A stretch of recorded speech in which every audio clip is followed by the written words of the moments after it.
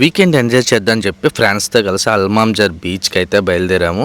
C28 bus అయితే మీరు ఎక్కారంటే డైరెక్ట్గా లాస్ట్ స్టాప్ అనమాట. అల్మాంజర్ దగ్గర అయితే దింపేస్తారు. 5 దరం అయితే కట్ అవుతుంది.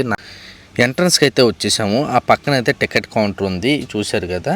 అక్కడికి వెళ్ళి టచ్ స్క్రీను మీరు ఎంత టికెట్ కావాలంటే అన్ని టికెట్లు ప్రెస్ చేసి అక్కడ కార్డ్ పేమెంట్, క్యాష్ అయితే క్యాష్ చేయొచ్చు. లోపలికి అయితే ఎంట్రన్స్ అయ్యి అక్కడ మాన్యువల్ బైక్స్ ఉన్నాయి. ఎంత అని అడిగితే 45 దరం 45 మినిట్స్ అన్నాడు.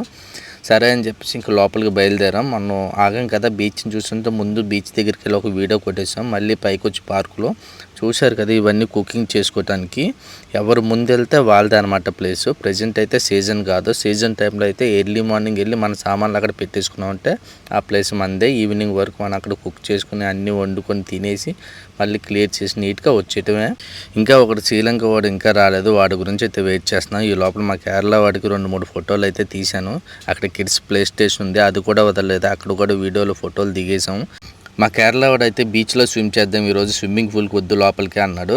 సరే కదా అని చెప్పేసి శ్రీలంక గురించి ఎదురు చూస్తున్నాం. ఆడ వచ్చాక డిసైడ్ అవుదాం, స్విమ్మింగ్ పూల్లో చేద్దాం లేదంటే బీచ్లో చేద్దాం అని చెప్పేసి. చాలామంది ఫ్యామిలీస్ ఆల్రెడీ ఇక్కడ గుడారాలు వేసి వంటలు అవి స్టార్ట్ చేశారు.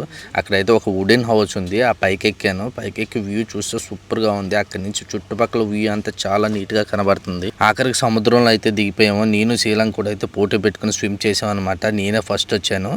ఆడైతే నన్ను అడిగాడు పైన వాటర్లో తేలగలవు అని చెప్పారు. బాబు మాకు ఇంతకన్నా పెద్ద బీచ్ ఉంది, అక్కడ ఆడుకున్నాను అని చెప్పేసి ఆడికి చూపించాను.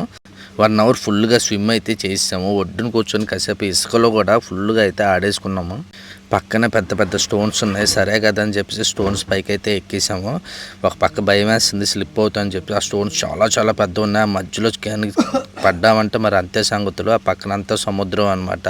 చాలా జాగ్రత్తగా ఎక్కాలి. ఇక్కడ మనకి ఎవరు ట్రై చేయకండి, చాలా డేంజర్గా ఉంది. చిన్నది కానీ స్లిప్ అయితే లోపలికి ఎక్కడికో సముద్రంలో కలిసిపోతాం అనమాట. అంత డేంజర్గా ఉంది. ఇక్కడ స్టోన్స్ అంత పెద్ద ఉన్నాయి. ఆ పక్కన అయితే క్లియర్గా ఉంది వాటర్. అసలు చిన్న చిన్న చేపలు అయితే ఎంత బాగా కనబడుతున్నావో. ట్రై చేసాం పట్టుకుందని చెప్పి, ఒక్క చేప కూడా దొరకలేదు. పక్కన చూశారు కదా, మా కేరళ వాడు కూడా ట్రై చేస్తున్నాడు. అసలు అంటే అసలు దొరకలేదు. కాసేపు ఎప్పుడు బీచ్కి వచ్చినా సరే కాసేపు ఆ సన్లైట్లో అయితే పడుకోండి, ఎందుకంటే ఒంటికి మంచి డి విటమిన్ అయితే వస్తుంది. ఈ లోపల మా శ్రీలంకలో అయితే వీడియో తీస్తున్నాడు.